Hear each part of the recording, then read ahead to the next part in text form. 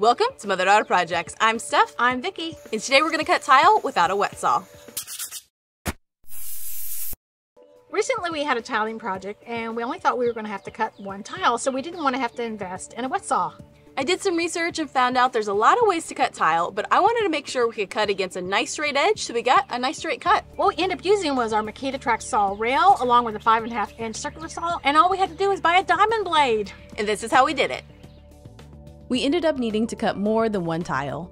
Our first step for each cut was to use the old tile as a template, and we marked where to cut with a grease pencil onto the tile. We're cutting on a piece of insulation foam so the blade doesn't go through our work surface. To make a straight cut, we're using our Makita track saw rail. We clamped one end down with a track saw clamp that fits onto a groove in the underside of the track rail. And we put some weights on the other end to hold the track in place. Then we slowly cut with our 5.5 inch circular saw. Mom is following me with our Makita wet dry vac to collect the excess silica dust. This is not safe to breathe in, so we're both wearing eye protection, a respirator, and hearing protection. This gave us a nice clean straight cut on the tile. For this tile, we had to make 2 cuts, so we're starting by tracing it.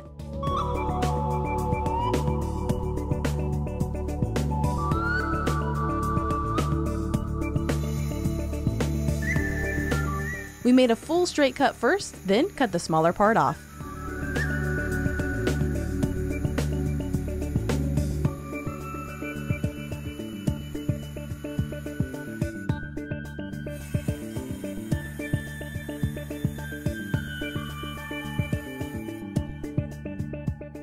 You can see this left a nice smooth straight edge.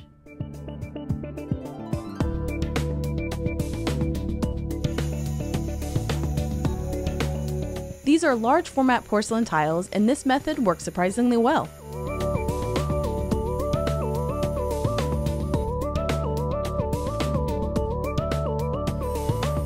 We needed to cut a couple of very thin pieces, and we did that by putting an extra tile on the side to give a flat surface for our circular saw.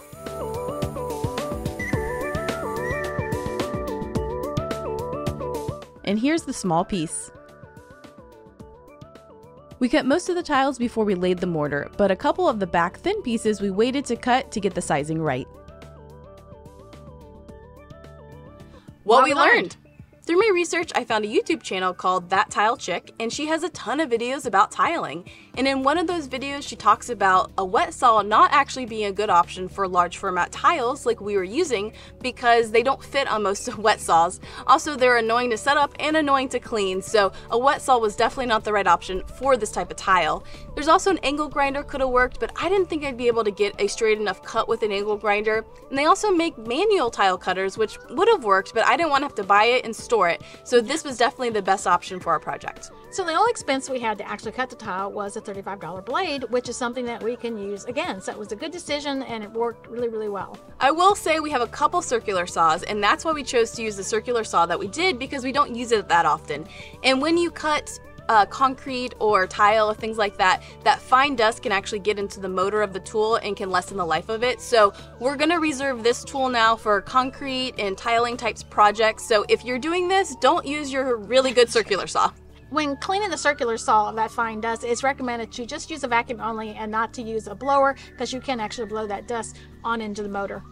And if you want to see our full tiling project, you can check that out right here. And if you want to get a weekly email with all our latest projects, you can sign up for our free newsletter.